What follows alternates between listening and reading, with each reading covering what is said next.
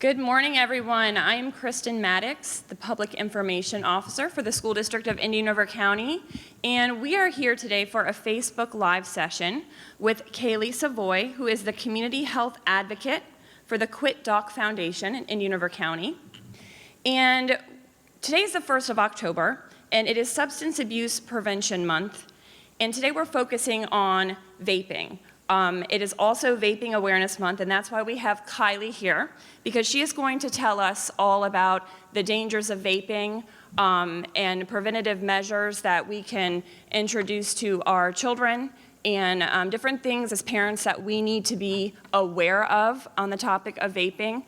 And last year, we were one of the first school districts to pass a resolution on vaping, promising to educate our students on the dangers of vaping and support them to make the right decision for their health and to stay away from vaping or any substances that could cause harm to them.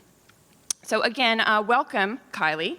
Yeah, thank you for having me. I'm excited to be here and have this conversation. I definitely think it's something that parents need to be aware about. Definitely, and we were just talking a little bit before the live.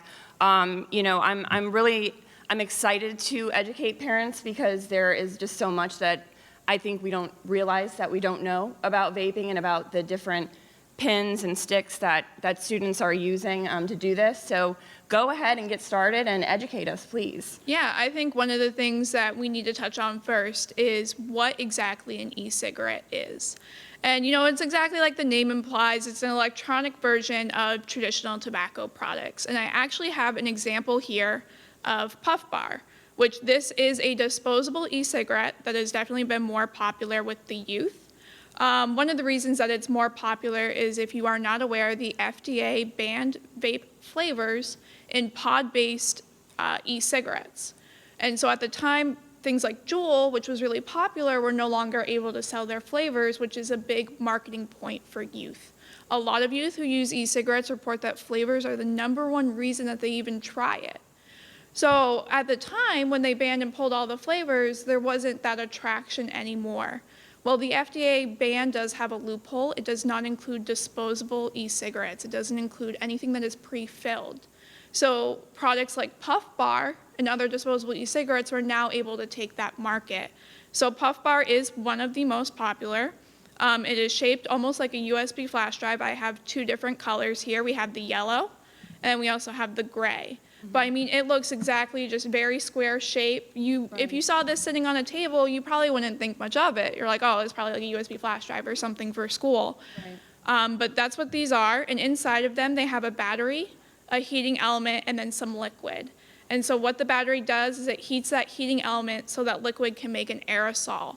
And it's very important to make that distinction that it is an aerosol, it is not vapor. Because that tends to be the common misconception with youth is, oh, it's just harmless water vapor. Well, it's not, it's an aerosol. So I always tell kids it's like inhaling from a can of Febreze. So that's what they're inhaling. What is inside of those is really kind of a toss-up. They are not regulated officially by the FDA. There is paperwork in the process. So we're not entirely sure what contents are in it. We have a general idea. But I mean, you're talking propylene glycol, which is an oil that we often use in cosmetics, shampoo. We use it in fog machines. You're adding nicotine. This little Puff Bar right here has about 20 cigarettes worth of nicotine in it. And I just want to stop you for a second.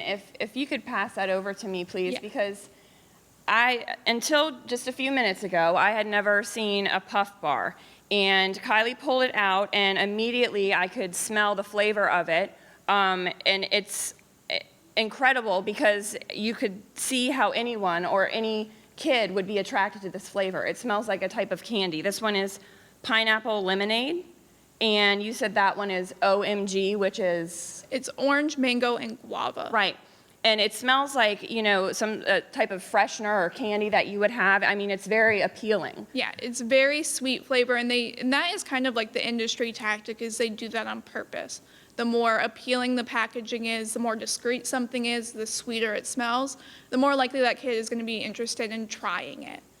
Right, and you said that, so these are obviously very discreet, they're small, they would be easy for, someone to carry around in their pocket, in their backpack without being noticed, and the liquid that's inside of this heats up to 400 degrees. Yeah, the battery will heat it to produce that aerosol. Right, and one of the questions that I asked earlier, Kyleigh, and if you can explain again, is does a vapor come out of these like it would a vape pen? Yeah, so these products are really designed with being discreet in mind. And so you'll see this with a lot of the pod-based or disposable e-cigarettes is what they exhale is not very visible. So we have some vape pens that are big tanks, and some people might know them, that make these big, big clouds of smoke. And obviously those are not popular with the high school generation because it's going to be very obvious if you look like you're on fire walking down the halls. Right. So these devices, when you exhale them, don't emit a lot of vapor. You might see it, but also a lot of people know how to conceal that even further. So very, very easy to hide, much different than the vape pens that, like you said, there was a huge cloud of smoke. You couldn't really do it in public without being noticed, but these would be very easy to use and to be discreet when you use them. So Dr. Moore is here. He's joining us this morning for this discussion too. Dr. Moore, have you seen a vape pen like this before? Thank you. The direct answer is no. And Right. I think as we enter into this month, Substance Awareness, Abuse Awareness Month, this is an important conversation to have and really informing our community of what our kids could possibly be exposed to and having the difficult conversations to ensure that we're all informed. So I'm very thankful to have the opportunity to engage in this conversation, and as I come in already learning a lot.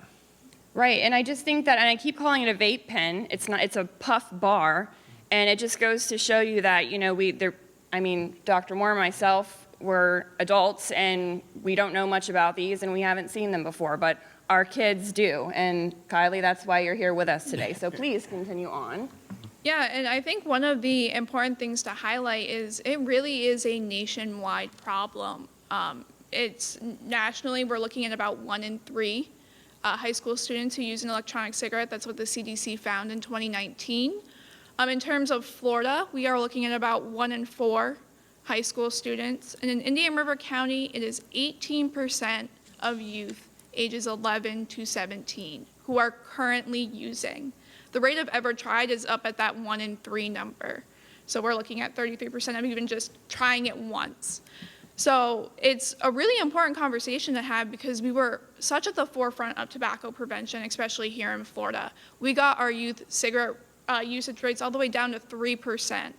And when e-cigarettes hit the market and when Juul, which came out in 2017, really skyrocketed this youth vaping epidemic. The FDA does recognize it as an epidemic. It is a problem, and it is something that we need to have that conversation about. There hasn't really been a substance that has been this popular among youth before this. And they are pulling the same industry tactics that we saw the tobacco companies do before the Master Settlement Agreement in 1998. They're using the flavors, they're using the catchy advertisements. It's those same tactics that they used to get youth addicted way back in the 90s, and they're just replaying the same playbook. So it's really something that we need to be aware about as community members, as educators, and as parents, that this is what the youth are into. And it's not a problem that is going to just disappear. It's something that we're going to have to actively work and educate youth on. Right, and I think it's interesting, one of the points that you have here is just talking about how long brain development actually occurs. We think that, when someone's 18, they're an adult, but the brain is actually developing past that age, well past that age. Yeah, so your brain is developing until you are 25 years old. And one of the things with these products is they have high levels of nicotine, which is what I've already mentioned. So these puff bars have 20 cigarettes worth of nicotine. And so when you're introducing a drug, a very addictive drug, because that's what nicotine is, into this developing brain, you're really having a lot of different changes happening. And if you're in high school, you're still trying to figure out how to regulate your own emotions. Well, nicotine is going to heighten those mood disorders, those mood swings. It's going to give you a difficulty paying attention. especially if you reach the point of addiction levels and you're counting down till the bell rings so you can go use your puff bar or your disposable e-cigarette. I know we say puff bar, but there are so many different products out there.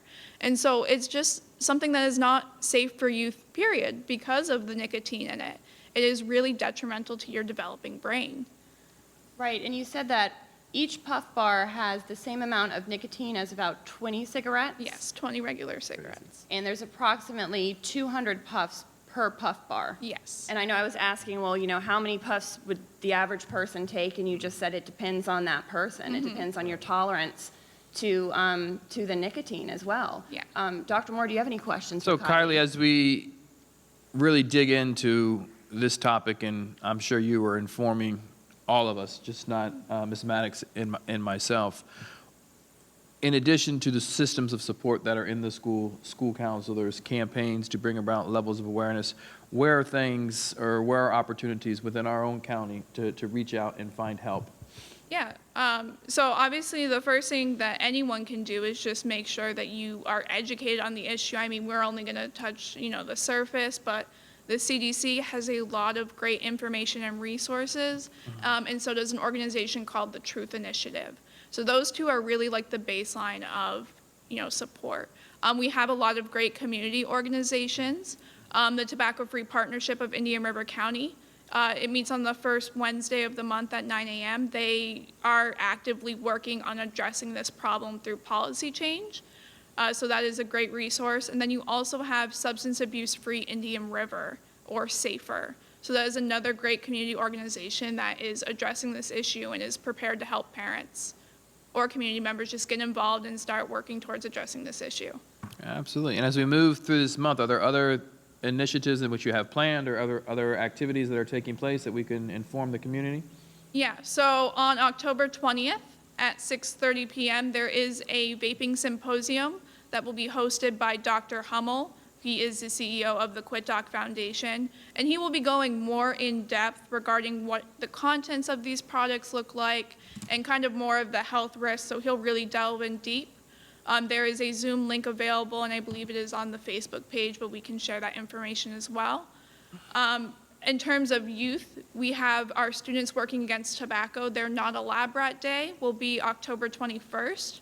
And so we'll have our SWAT members in the schools and on the grounds educating their peers on the dangers of tobacco, which is the most important part, that peer-to-peer education.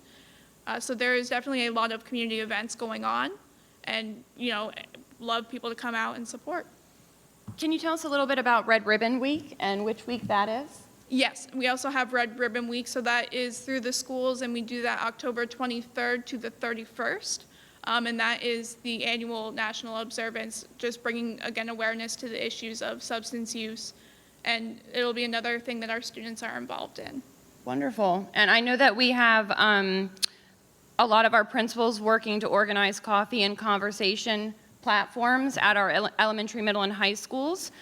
So as the principals let us know when they want to be hosting these events to inform their parents, we will share that information as well to make sure that we are educating students and parents on the dangers of vaping and substance abuse. Yeah, we have reached out to the principals, so as they schedule those meetings, I will be hosting basically a Zoom call specifically for the parents of those specific schools, and that'll give people a time to give more direct questions to me and really educate further. Wonderful. All right, Kyleigh is definitely a wealth of information, no notes, just speaking right. This is completely unrehearsed, and she has the answer to every single question. So I cannot thank you, Kyleigh, enough for coming in, using this platform, our Facebook Live audience, really to have a special session to share what really is an epidemic. And I know you said the Food and Drug Administration declared this as an epidemic, and here we are in the midst of a pandemic, continuing to fight through this epidemic. So thank you for coming in and sharing. I have to thank Ms. DeFalco from the Substance Awareness Center of Indian River County for reaching out and advocating for this opportunity. A wonderful idea for us to partner and share this information. And I would encourage any families who are watching, if you have teenage children in your house, to really have the conversation based on some of the things that were shared by Kyleigh today. And if there is a need for support or follow-up, please know Student Services in your secondary schools are here to help and assist and connect you not only to their level of expertise, but to the expertise of Kyleigh and some of the organizations in which she's referenced here today. This is something that we all need to come together around and support one another, A, in awareness, and B, in support as we move through this pandemic and this epidemic. Thank you. And Dr. Moore, at our next board meeting, as you know, we will be approving another proclamation for Substance Abuse Awareness Month, and Mr. Falco will be here again. Kyleigh, I hope that you can make it, so we're very proud to be doing that again this year on the 13th. All right. Kyleigh, did we miss anything? Is there any other important information you need to share? I think we've covered it. Well, you did a very good job. Thank you very much for sharing. Yeah, thank you for having me. Thank you, and thank you everyone for tuning in today for this very important Facebook Live session. We hope that you have a wonderful day.